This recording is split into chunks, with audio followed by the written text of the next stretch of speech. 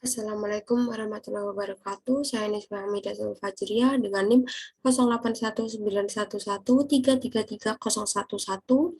Kelas Sistem Cerdas akan mempresentasikan mengenai memprediksi kemungkinan diabetes.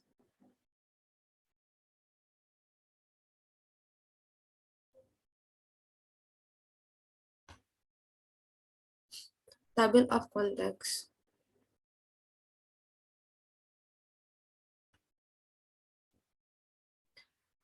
Untuk yang pertama yaitu latar belakang pengambilan judul. Untuk yang kedua yaitu variabel utama untuk memprediksi kemungkinan diabetes. Untuk yang ketiga yaitu alasan pemilihan variabel utama untuk memprediksi kemungkinan diabetes. Untuk yang keempat yaitu angka data latih dan sumbernya. Yang pertama, latar belakang. Nah, menurut ADA, melaporkan bahwa tiap 21 detik ada satu orang yang terkena diabetes, di mana lebih dari setengah populasi dunia yang menderita penyakit diabetes berada di Asia, terutama India, China, Pakistan, dan Indonesia. Nah, Indonesia merupakan salah satu dari 10 negara besar dengan jumlah penderita diabetes terbanyak. Nah, Indonesia telah menduduki ranking keempat jumlah penyandang diabetes terbanyak setelah Amerika, China, dan India. Nah, berdasarkan dari data Badan Pusat Statistik, jumlah penderita diabetes tahun 2003 sebanyak 13,7 juta orang. Nah, diabetes sendiri merupakan suatu penyakit tidak menular yang cukup serius, di mana pankreas tidak dapat memproduksi insulin secara maksimal. Nah, diabetes ini dapat menyerang siapa saja tanpa mengenal usia, baik lansia, orang dewasa, maupun anak-anak yang ditandai dengan meningkatnya kadar gula atau glukosa darah dalam tubuh manusia. Yang kedua yaitu variabel utama. Nah, untuk variabel utama, ini yang aku gunakan, di mana ada 8 data, di mana data ini untuk yang pertama yaitu jumlah kehamilan, untuk yang kedua yaitu glukosa, yaitu konsentrasi glukosa plasma 2 jam dalam tes toleransi glukosa oral, yang selanjutnya tekanan darah diastolik, ketebalan lipatan kulit trisep, insulin serum 2 jam, indeks massa tubuh, fungsi silsilah diabetes, dan yang terakhir yaitu umur. Nah, untuk yang ketiga yaitu alasan variabel utama. Nah, jumlah kehamilan kebanyakan waktu hamil akan mengalami diabetes gestasional yang mana akan berisiko mengalami diabetes tipe 2 di kemudian hari. Nah, untuk yang selanjutnya yaitu glukosa, konsentrasi glukosa plasma 2 jam dalam tes toleransi glukosa oral. Nah, glukosa darah merupakan indikator penting dalam pengendalian diabetes mellitus. Yang selanjutnya tekanan darah diastolik. Nah, diabetes akan meningkatkan jumlah total cairan dalam tubuh yang cenderung meningkatkan tekanan darah. Ketebalan lipatan kulit trisep. Nah, masalah kulit yang mengakibatkan adanya penebalan ini memiliki risiko terkena diabetes. Yang selanjutnya yaitu insulin serum 2 jam. Nah, pada penderita diabetes, insulin akan menurun yang menyebabkan kadar gula darah semakin meningkat. Indeks massa tubuh. Nah, menurut Dewi 2014, orang gemuk atau obesitas lebih beresiko terkena diabetes mellitus karena dengan berat badan yang tinggi akan meningkatkan kadar gula darah seseorang. Fungsi silsilah diabetes. Nah, menurut fungsi yang menilai kemungkinan diabetes berdasarkan riwayat keluarga. Karena diabetes ini merupakan suatu penyakit genetik yang menurun. Yang selanjutnya yaitu umur, di mana masyarakat lanjut usia berisiko lebih tinggi untuk terkena diabetes.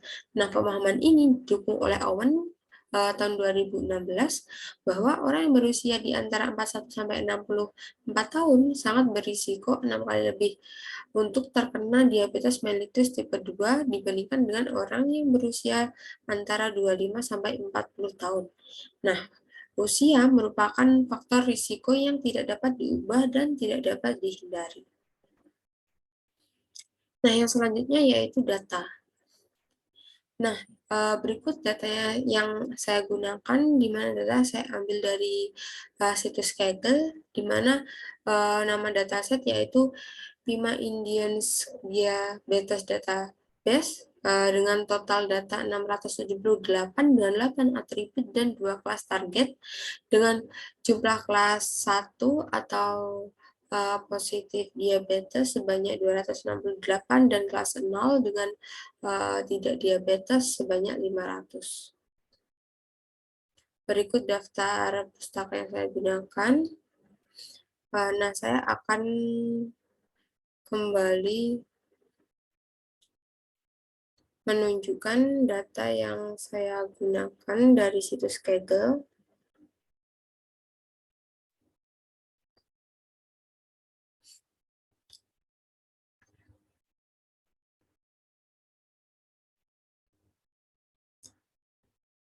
Nah, berikut data yang telah saya gunakan. Di sini sudah terdapat pembagian data kehamilan, glukosa, tekanan darah, dan selanjutnya sampai ke umur, di mana di sini juga sudah ada output di mana menggunakan variabel 0 dan 1. Nah, kemudian dari data ini saya akan lanjut untuk codingnya yang berada di Python. Nah, di sini saya mengelot data menggunakan Pandas, di mana saya menggunakan NumPy dengan lot.txt. Tak lupa juga saya menggunakan fungsi library dari Keras sendiri. Kemudian setelah itu saya load data ke dalam proses di mana kita menggunakan dataset untuk menyimpan nilai dari dataset yang digunakan. Kemudian saya akan mengeprint dan menunjukkan hasilnya kurang lebih seperti ini dengan data masih 9 kolom dengan 8 atribut dan 1 outputnya. Nah, kemudian saya lanjutkan. Nah, sebelumnya di sini saya menggunakan delimiter koma, yaitu untuk menyimpan datanya dalam sebuah array dengan koma sebagai pembatas antar datanya. Nah, selanjutnya saya perlu untuk menyeleksi data ke dalam X dan Y. Nah, di sini saya juga akan mengeprint data nilai X dan Y, di mana nilai X-nya saya menggunakan 8 atribut dari kehamilan sampai dengan umur.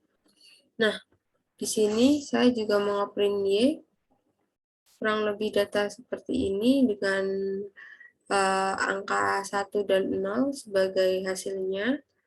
Nah, di sini terdapat keterangan dari data di mana kolom 1 sampai kolom ke-8 merupakan input yang akan saya gunakan, sedangkan untuk kolom yang ke-9 merupakan output yang nantinya untuk diprediksi. Nah, kemudian dilanjutkan dengan menentukan keras modelnya. Nah, di mana saya ini membuat model sekuensial untuk menambahkan lapisan 1 per 1, di mana di sini terdapat 3 lapisan, 1, 2, 3, di mana lapisan 1, 2, 3 menggunakan keras dense dengan lapisan pertama 12 neuron, lapisan kedua 8 neuron, dan lapisan ketiga yaitu 1 neuron. Nah, di mana lapisan pertama ini input dimensinya saya sesuaikan dengan jumlah atribut data dengan fungsi aktivasi relu.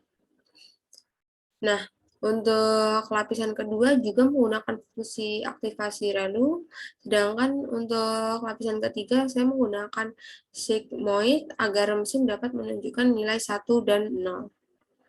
Nah, lanjut dengan compile model kerasnya dengan model.compile, saya menggunakan loss binary concentropy dengan optimizer Adam. Nah, kemudian di sini juga mencari nilai akurasi dengan menyiapkan nilai akurasi dalam matriks. Nah, selanjutnya yaitu menyesuaikan model keras pada dataset dengan menggunakan perintah model .fit, di mana saya melatihnya dengan menyesuaikan dataset yang telah saya input ke dalam program tadi. Nah, di sini juga saya menyesuaikan epoch yang saya gunakan yaitu 100 dengan batch size 10 dan verbose 0. Selanjutnya setelah saya run, saya lanjutkan untuk mengevaluasi model. Nah, di sini untuk mengevaluasi model, saya menentukan untuk mencari akurasi dan terlihat nilai akurasi diperoleh sebesar 72,40, di mana nilai akurasi ini bisa dikatakan bagus. Nah, setelah diperoleh nilai akurasi, dilanjutkan untuk memprediksi. Nah, di sini saya menggunakan 5 dataset awal, yang kemudian diperoleh hasil prediksi yang dibandingkan dengan data sebenarnya. Nah, di sini sudah nampak data hasil nilai prediksi, data ke-1 sampai ke-5, yang dibandingkan di mana nilai sebenarnya yang berada di kanan. Nah, dari kelima data didapatkan 4 data sesuai antara nilai prediksi dan nilai sebenarnya, sedangkan satu nilai di mana prediksi data kelima tidak menunjukkan hasil yang sama antara hasil nilai prediksi dan nilai sebenarnya. Nah, data hasil ini masih bisa dikatakan bagus. Nah, karena kita lihat dari akurasinya tadi masih lumayan bagus. Nah, mungkin cukup sekian presentasi dari saya. Kurang lebihnya saya mohon maaf. Sekian, wassalamualaikum warahmatullahi wabarakatuh.